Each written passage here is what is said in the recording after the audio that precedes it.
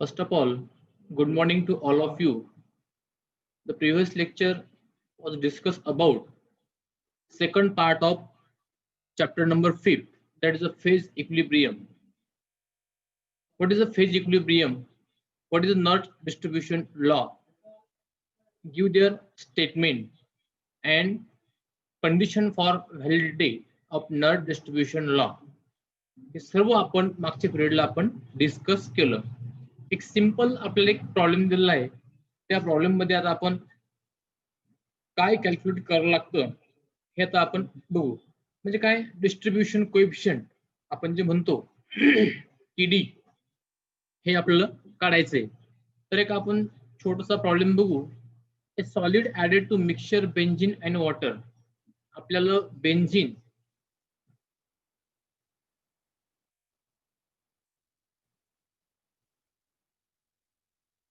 आणि वॉटर दिलेले आहेत, ते एकमेकांमध्ये इमिसिबल आहेत.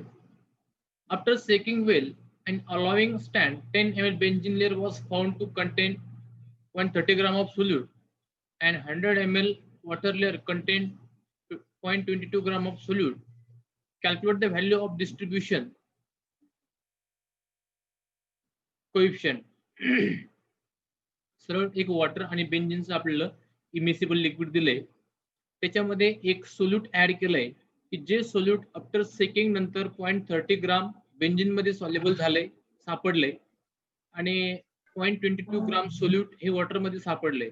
तर त्याचा डिस्ट्रीब्युशन कोएफिशियंट आपल्याला काढायचा. म्हणून कॉन्सन्ट्रेशन इन बेंझिन 100 ml मध्ये तर ते होतं 0.13 अपॉन 10 इक्वल टू 0.013 ग्राम्स पर ml. ओके, 10 ml मध्ये सॉरी 100 नंतर काढू आपण. Concentration of water 0.22 upon 100 equal to 0.0022 grams per ml. Okay, according to Nernst distribution law, Cb upon Cw, Cb for benzene layer, Cw for water.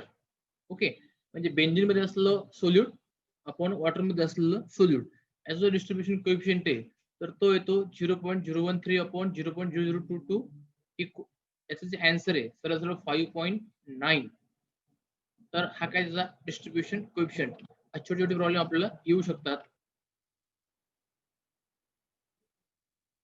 पुढे घेऊ आपण problem number 2. In the distribution of succinic acid between ether and water at 150 degree 20 ml of ether layer contain 0.092 gram of acid. Find out the weight of acid present in 50 ml aqueous solution in equilibrium with it if the distribution coefficient of succinic acid between water and ether is 5.2. Solution 5.2. काय केलं आता आपल्याला इथर आणि वॉटरचं काय दिलेलं आहे, एक डिस्ट्रीब्युशन एक इक्विलिब्रियम इमिसिबल मिक्सचर दिलंय. याच्यामध्ये काय सांगितलंय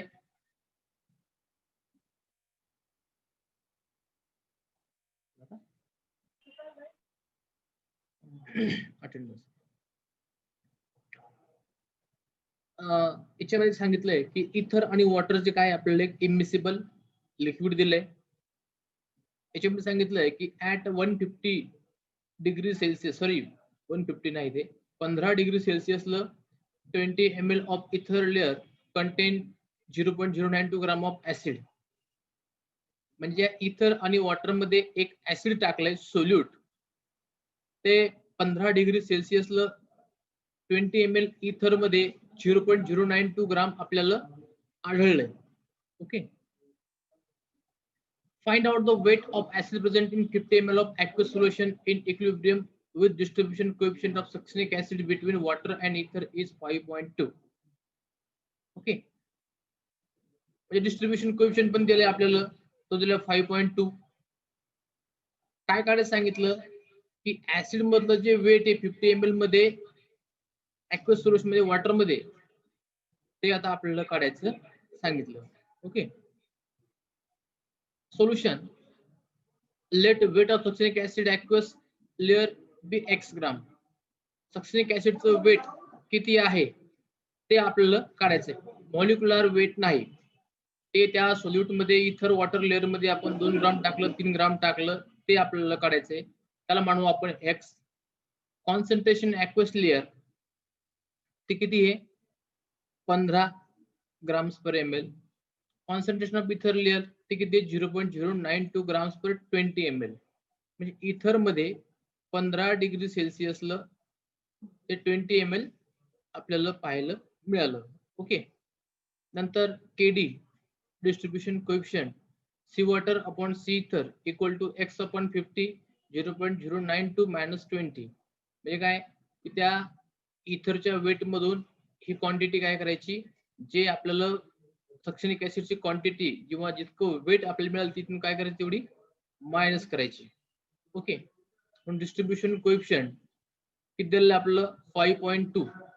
ओके. म्हणून 20x x जे मानले आपण 0.092 इंटू 50 खाली दिलेलं आहे 5.2 इंटू 0.09220 इंटू 50 अपॉन 20. ते आन्सर तुमचं 1.196 ग्राम. ओके. तर हे काही जे आन्सर झालं हे काय झालं, तर 50 ml वॉटर मध्ये सक्सेनिक ऍसिड किती आहे, तर 1.196 ग्राम तेवढं सक्सेनिक ऍसिड आपल्याला मिळेल 50 ml मध्ये. ओके. नेक्स्ट बघू आपण ऍप्लिकेशन नश डिस्ट्रीब्युशन लॉ. आता याचे ऍप्लिकेशन्स काय ते वन बाय वन आपण आता बघू. तर मित्रांनो याचे ऍप्लिकेशन हे दोनच प्रकारचे आहेत, एक तर असोसिएशन आणि दुसरं डिसोसिएशन. वन बाय वन बघू आपण. नश distribution law is applicable when the solute exists as a simple molecule in the two solvent. दोन सॉल्व्हंट मध्ये जो काही सिंपल सोल्यूट आपण ऍड करतो किंवा जो अस्तित्वात असतो तो the ratio of two concentration do not remain constant if the solute undergoes association or dissociation if the solvent. आपण कंडिशन सुद्धा पाहिली होती की कोणत्याही सोल्यूटचं जे आपण नश डिस्ट्रीब्युशन लॉ कॅल्क्युलेट करतो त्यासाठी काही कंडिशन्स आहेत. तर सोल्यूटचं असोसिएशन आणि डिसोसिएशन व्हायला नको. नेक्स्ट बघितलं होतं आपण काय करतो, कोणतं सोल्यूट घेतो, तर मोस्ट ऑफ आपण ऍक्वेस मीडियम मधलंच काय करतो सोल्यूट घेतो. ओके. आणि जे दोन्ही मध्ये काय सॉल्युबल आहे. Okay. In this case law is applied with to solvent modification which are useful to determine the degree of association or dissociation. तर हा जो लॉ आहे तर किती असोसिएशन झालं आणि किती डिसोसिएशन झालं हे कॅल्क्युलेट करण्यासाठी हा लॉ वापरतात. ओके. पहिलं ऍप्लिकेशन आहे डिग्री ऑफ असोसिएशन किंवा determination of degree of association.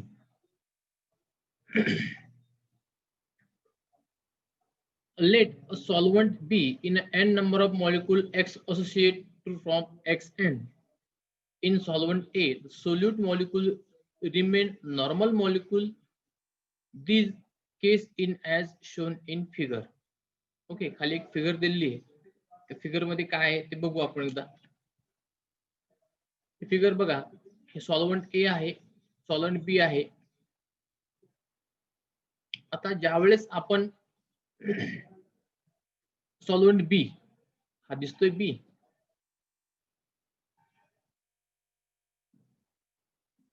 Solvent B number of molecule X associate to from X n molecule, याचं काय झालं असोसिएशन झालं आणि आपल्याला एक्सएन मॉलिक्यूल मिळाले. Okay. In solvent A the solute molecule remain normal molecule. जे solvent A आहे त्याच्यामध्ये काही बदल झाला नाही. इथं बघा दिसतं आपल्याला नो चेंज. इथं काय झालं फक्त असोसिएशन झालं, इथं नो चेंज. सॉल्वंट ए मध्ये काही बदल झाला नाही.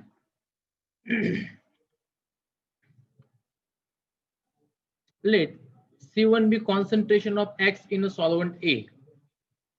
आता हे C1 म्हणजे काय, सॉल्व्हंट A चं concentration. C3 concentration of X in solvent B. आता या सोल्यूटचं कॉन्सन्ट्रेशन कशामध्ये असलेलं, सॉल्व्हंट B मध्ये असलेलं सोल्यूटचं concentration. C2B concentration of Xn in a solvent B. After association जे काही कॉन्सन्ट्रेशन मिळेल ते concentration after association, that is C2. In this system there are two equilibria. First equilibrium is X in a solvent A, X in a solvent B. Okay, दोन equilibrium आपल्याला मिळणार. X ची quantity B मध्ये किती आहे आणि X ची quantity A मध्ये किती आहे. तर ते आपण डिसोसिएशन टाइपने काय करू, असोसिएशन टाइपने काय करू शकतो, आपण कॅल्क्युलेट करू शकतो. म्हणून K1 equal to C1. C1 म्हणजे काय, concentration of X in a solvent A. What is C3, concentration of X in a solvent B. म्हणजे बघा आता आपण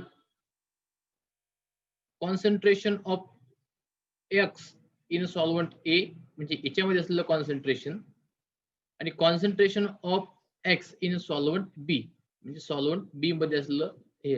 आता हे जे काय, ही जी लाईन दिसती ही सरळ सरळ काय एक लेयर आहे. Okay, in this system two equilibria. First K1 equal to C1 upon C3, that is आता आपलं C3 म्हणजे काय की B मध्ये कॉन्सन्ट्रेशन किती आहे हे काढायचं असेल, म्हणून C3 equal to C1 upon K1. म्हणजे K1 आपण खाली घेतला, C1 concentration X in A आणि K1 म्हणजे काय, कॉन्सन्ट्रेशन काढायचे. सॉरी, K1 आपण काय घेतला, C3 काढायचं आहे म्हणून आपण K1 खाली घेतला. आता हे झालं फर्स्ट इक्विलिब्रियम. आता सेकंड इक्विलिब्रियम बघू आपण. Xn in a solvent B. Figure बघा, Xn in a solvent B म्हणजे जी बॉटमची लेयर आहे त्याच्यामध्ये असलेलं Xnचं concentration after association. Xn in a solvent B. Okay. From the law of mass action, you know the law of mass action. Law of mass action म्हणजे काय, concentration of reactant upon concentration of product is known as a law of mass action. तो आपण law of mass action इथे apply करू. बघा, Kc Xn हा Xn concentration of product upon Xn concentration of reactant. तसंच C2 म्हणजे काय, इथे दिलेलं आपल्याला C2 concentration of Xn in a solvent B आणि what is C3 concentration of X in a solvent B. Okay, म्हणून C3 raised to power n equal to C2 upon Kc.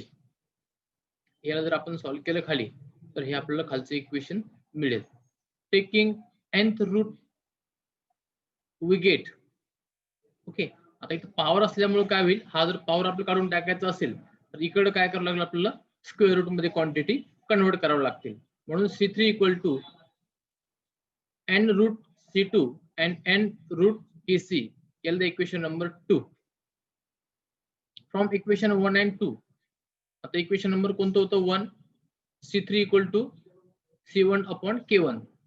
कुठे ते हे बघा, हे आहे C3 equal to C1 upon K1. पण equation 1 and 2 we get म्हणजे काय, इथं C3 ची किंमत आहे सरळ सरळ इक्वेशन मध्ये 2 मध्ये टाकून द्यायची. म्हणून C1 upon K1 equal to n root C2 upon n root Kc. Okay, आता याला परत सॉल्व्ह केलंय. C1 upon n root C2 equal to K1 upon n root Kc equal to Kd constant, distribution constant और coefficient constant और reaction constant म्हणतात Kd. Okay, thus when association occur in a solvent, distribution equation is modified as. आता जे काही K1 Kc आहेत तर हे काय, thus association occur in a one solvent, the distribution equation is modified as. आता ते एक इक्वेशन आपल्याला दिलंय की एका सॉल्व्हेंट मध्ये जर असोसिएशन होत असेल तर जी मिळणारी इक्वेशन आहे ते मिळणारी इक्वेशन काय राहील तर ते खाली दिलेलं आहे आपल्याला C1 upon n root C2 equal to KD. म्हणजे सरळ सरळ ही जी क्वांटिटी डिसोसिएशनची ही काय केली त्यांनी इथून काढून टाकली आणि असोसिएशनचं जे इक्वेशन आहे आपलं C1 n root 2 equal to KD ते मॉडिफाईड केलेलं इक्वेशन आहे ते आपल्याला असं मिळेल म्हणून KD equal to C1 n root C2. Okay. आता याच इक्वेशनवर आपल्याला काय प्रॉब्लेम सॉल्व्ह करायचे.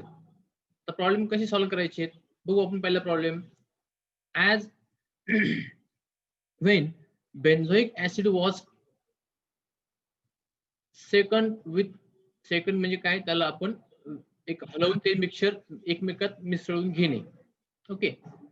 Benzene and water at a constant temperature, the following result were obtained. Determine the degree of association of benzoic acid in a benzene.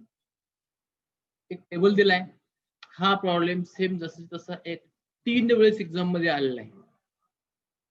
To determine the degree of association of benzoic acid in a benzene. तर बघा exercise मध्ये पण असे दोन तीन प्रकारचे problem दिलेले आहेत. तर बघा concentration of benzoic acid, sorry, concentration of acid in a benzene C1 equal to 0.24, second 0.55, 0.93, concentration of acid in water equal to C2. हे बेंझिनचं कॉन्सन्ट्रेशन आणि हे वॉटरचं कॉन्सन्ट्रेशन 0.015, 0.002, सॉरी 0.022, 0.029 असं काही 3 डिफरंट कॉन्सन्ट्रेशन आपल्याला दिलेले आहेत. ओके. काय करायचं सांगितलं determination of degree of association benzoic acid in. असोसिएशनचा फॉर्म्युला काय आहे? असोसिएशनचा formula K1 n root C2 equal to KD. हे आपलं डिग्री ऑफ असोसिएशन म्हणून हा फॉर्म्युला आहे. आपल्याला काय दिलंय C1 चं कॉन्सन्ट्रेशन दिले आणि C2 चं कॉन्सन्ट्रेशन दिले. काय करायचं सांगितलं डिग्री ऑफ असोसिएशन म्हणजे सरळ सरळ काय करायचं आपल्याला KD काढायचं आहे. डिस्ट्रीब्युशन कोएफिशिएंट और डिस्ट्रीब्युशन कांस्टेंट आपल्याला काय करायचं आहे काढायचं आहे. Consider C1 equal to 0.24, C dash equal to 0.55 and C2 0.015 and C dash 0.22. म्हणजे आपण पहिले दोन कॉन्सन्ट्रेशन कन्सिडर केले. एक C1 म्हणले आणि एक C1 डॅश म्हटले आपल्या समजण्यासाठी फक्त. पहिलं C1 dash equal to n root C1 dash 1 equal to C2 n root C2 dash equal to. आता याला सॉल्व्ह केल्यानंतर कसं होईल हे दोन्ही इक्वेशन काय केलं आपण एकत्र करून आपल्याला इक्वेशन मिळेल. तर n C1 upon sorry n root C1 upon C1 dash म्हणजे काय की ह्या दोन्ही क्वांटिटी आपल्याला काय करायच्या एकत्र करायच्या म्हणून हे आपल्याला कॉन्सन्ट्रेशन मिळेल.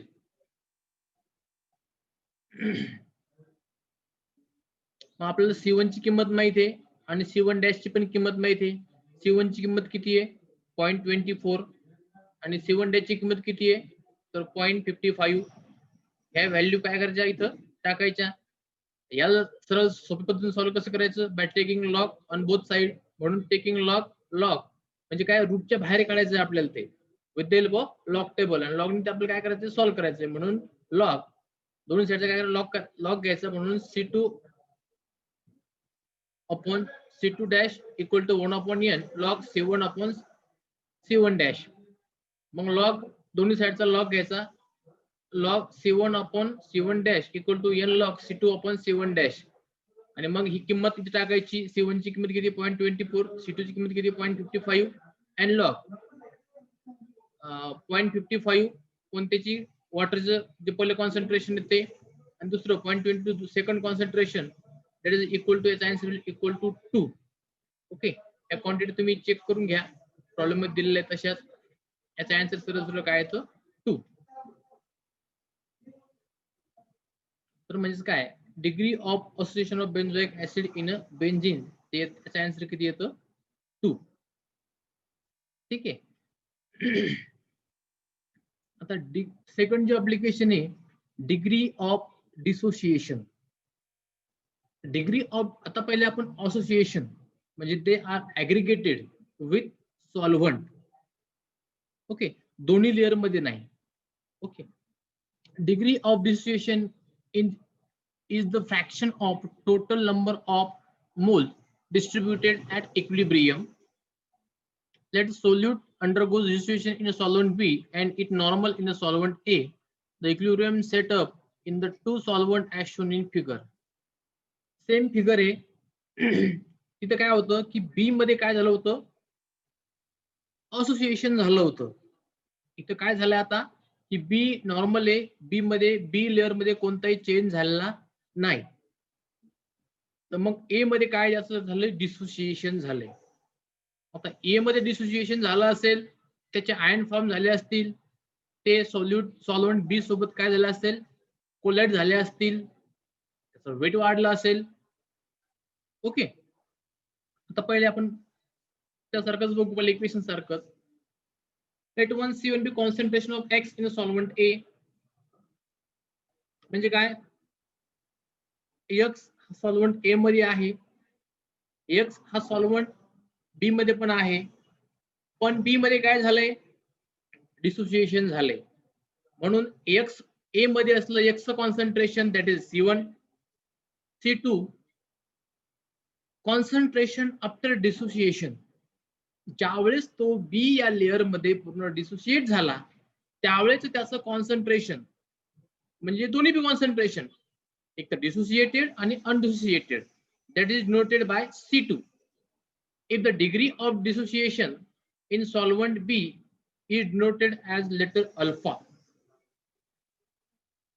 आता degree of dissociation in solvent B, त्याला काय मानलंय, अल्फा. खाली रिएक्शन दिली आपल्याला बघा. हा एक्स आहे ऍट इक्विलिब्रियम. इनिशियल कॉन्सन्ट्रेशन कोणाचं, एच. ठीक आहे, आता ते किती आहे, पहिले 1. After addition of some solute काय होईल, कॉन्सन्ट्रेशन कमी होईल, म्हणून 1 मायनस अल्फा. ओके, आता वाय आणि झेड हे बी मध्ये, ठीक आहे, त्याचं कॉन्सन्ट्रेशन किती आहे, आफ्टर डिसोसिएशन आपल्याला माहित नाही, म्हणून दोन्ही मध्ये काय सांगितलंय, वाय मध्ये पण अल्फा आहे आणि झेड मध्ये पण काय आहे, अल्फा आहे. Okay, hence the concentration of undissociated normal molecule in solvent B is C2, 1 minus alpha. Applying the distribution law, normal molecule in the two solvent. आता concentration of undissociated normal molecule in solvent B before addition of solute, त्याचं जे concentration राहील ते राहील 1 minus alpha. Then applying the distribution law to normal molecule in the two solvent. मग आता distribution law apply केल्यानंतर त्या मॉलिक्यूलचं जे काही कॉन्सन्ट्रेशन राहील दोन्ही सॉल्व्हंट मधलं ए आणि बी मधलं, ते काय येईल, तर C1. C1 काय आहे, concentration of x in a solvent A. C2 काय आहे, concentration of x may be dissociated और अनडिसोसिएटेड इन सॉल्व्हंट बी. म्हणून C1 upon C2 1 minus alpha. This is a modified equation in dissociation case. म्हणजे काय, तर degree of dissociation त्याचं जे equation राहील, तर हे जे राहील तर डिग्री ऑफ डिसोसिएशनचं काय हे इक्वेशन आहे. आपल्याला पुढे प्रॉब्लेम सॉल्व्ह करण्यासाठी हे याची गरज पडणार आहे. ओके, पुढे बघू आपण एक्सट्रॅक्शन. ओके, आता what is extraction? The most important application distribution law in industry as well as laboratory is the extraction, removal by solvent of an organic substance from aqueous solution. The is carried by shaking the aqueous solution with immiscible organic solvent, say ether, in a separating funnel. Distribution ratio: most of organic compound is very large. Pure organic solvent on standing, the aqueous ether layer separate from funnel.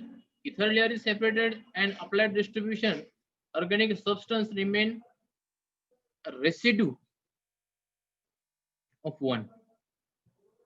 आता extraction म्हणजे काय, की आपण BSc first सेमिस्टरला आपण organic प्रिपरेशनचे practical केलेले आहेत.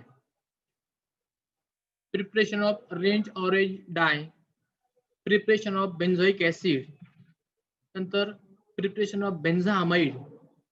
तर finally एक असतं आपल्याला की याचं काय करा, एक्सट्रॅक्शन करा. एक्सट्रॅक्शन म्हणजे काय, की प्युअर कंपाऊंड आपल्याला मिळवायचा. प्युअर कंपाऊंड जर मिळवायचा असेल आपल्याला मेल्टिंग आणि बॉइलिंग पॉईंट घेण्यासाठी प्युअर कंपाऊंडची गरज असते. मग तो जर प्युअर कंपाऊंड मिळवायचा असेल, त्यात जर त्या कंपाऊंड जर काही इम्प्युरिटी किंवा ॲक्वस मॉइश्चर त्यामध्ये जर असेल, ते जर आपल्याला काढून टाकायचं असेल तर आपल्याला एक अल्कोहोल किंवा इतर मध्ये त्याला काय करावं लागतं, मिसळवून. हे बघा, एका मिनिटात आपलं हे बंद पडेल. एक्सट्रॅक्शनचा पार्ट आपण उद्या घेऊ. तर परत चुकून कोणी लॉग इन करू नका. ओके.